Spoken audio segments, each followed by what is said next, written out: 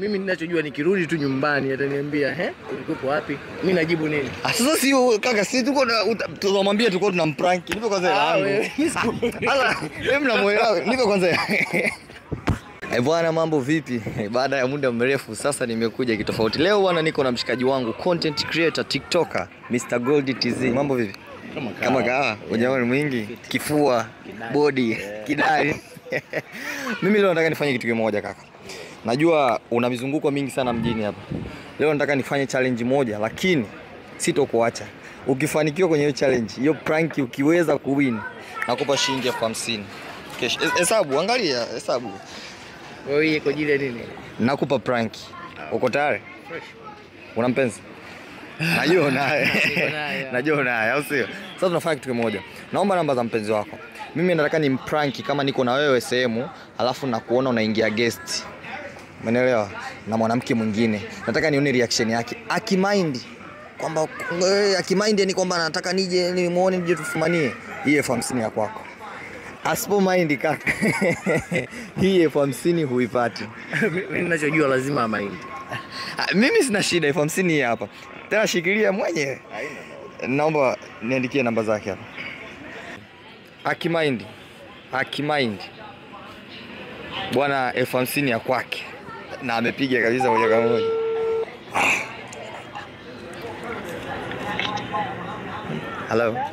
Hello, mambo vipi? Mambo. Shwari, mzima? Mzima, kako? Salama. Uko poa? Ongea na nani? Sorry, haina haja ya kujua jina langu lakini kuna changamoto kidogo hapa.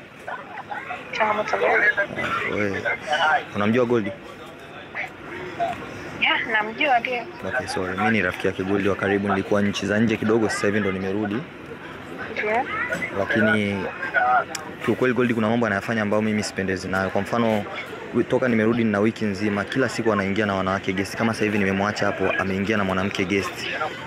Na hapo tumetoka kwenye gari alikuwa na mwanamke mwingine. Yaani kiukweli mimi ninaumia sana. Kwa nikasema nikaiba namba zako ili nikupigie, maana najua unampenda sana. Angalau labda tuje nikupe location uje tumfumanie au Okay. Yeah. Asante kwa taarifa, but it's fine. Wacha aendelee tu na mambo yake. Ni? Sure. Kwa sababu nikwambia kitu. Hamna mwanaume ambaye ana mwanamke mmoja nowadays. Kwa hiyo alafu pia isitoshe ni mtu mzima anajua anachokifanya. Hata nikimfumania nikija hapo sisi tukapigana tukafanya nini, haichange chochote, haibadilishi chochote. Ni ameamua yeye mwenyewe na maamuzi yake, so let him do what he wants. Sina muda wa kupoteza kuja kuanza kugombana na mtu kama huyo. Kwa uko tayari? Chana naye. Sina muda wa kupoteza kuja kuanza kugombana na mtu kama huyo. Kwa uko tayari? Chana naye. Sawa. Wangu mimi hela sikurudi. Sikurudishi kwa sababu sikiliza. Nini? Yaani mimi nikirudi nyumbani hapo hiyo kesi. Asa kesi vipi?